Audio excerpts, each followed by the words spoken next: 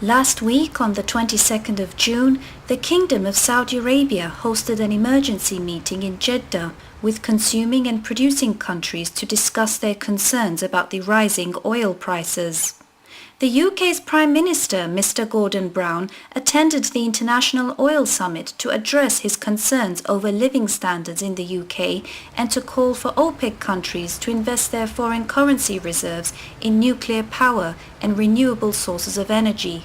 I believe that Gordon Brown's proposal that some of these funds should be invested in new renewable and nuclear sources reflects the fact that he believes that it's necessary to invest these resources in energy sources which will go into the future when oil starts to be depleted and reduce in availability.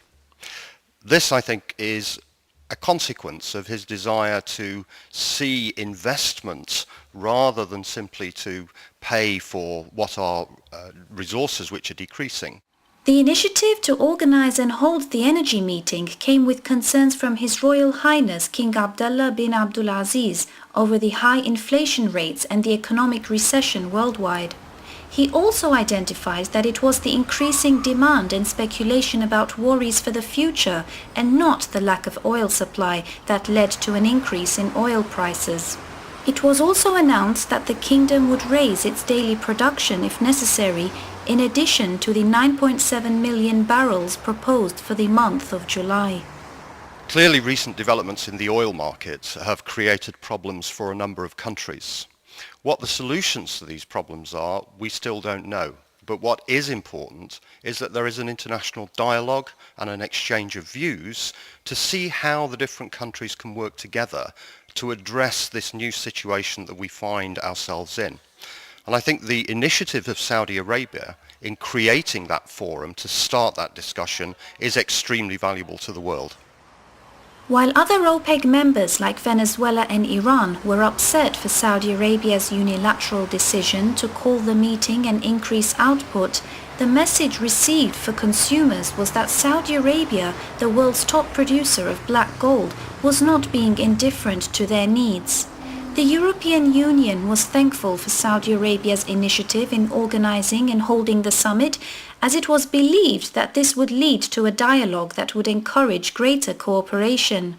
It's always difficult in creating international meetings, and usually it's much better if these can be done with total agreement in advance.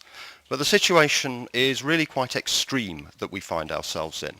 And I think that the real benefit is that the dialogue has started as a result of this initiative by Saudi Arabia, and that's a good basis on which it can go forward and in which other countries can join in and make their views and opinions known for what we shall do in the future.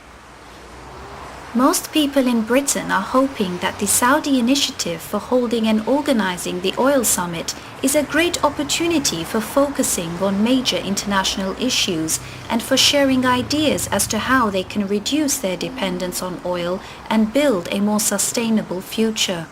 Britain has, for the last 20 years, been a net exporter of fossil fuels. As we move into the situation where we become an importer ourselves, it's very important that we have a dialogue with the important sources of fossil fuels and oil. Clearly, Saudi Arabia itself is a major source of fuel for the future. And I think that from the UK's point of view, to be involved in these dialogues, to be able to put forward our views and opinions on what the options are, and to engage with the suppliers is going to be very useful. We have to play our part in the international community and in the international decisions. The price per oil barrel could reach to a total of $170 in the upcoming months. The food crisis and the living standards, as well as the rising demand for fuel in China and India, makes it even more important for consumers and producers to act in a concerted effort to reach a common ground for the future benefit of all. Alice Iskander, Bridges, Saudi TV Channel 2, London.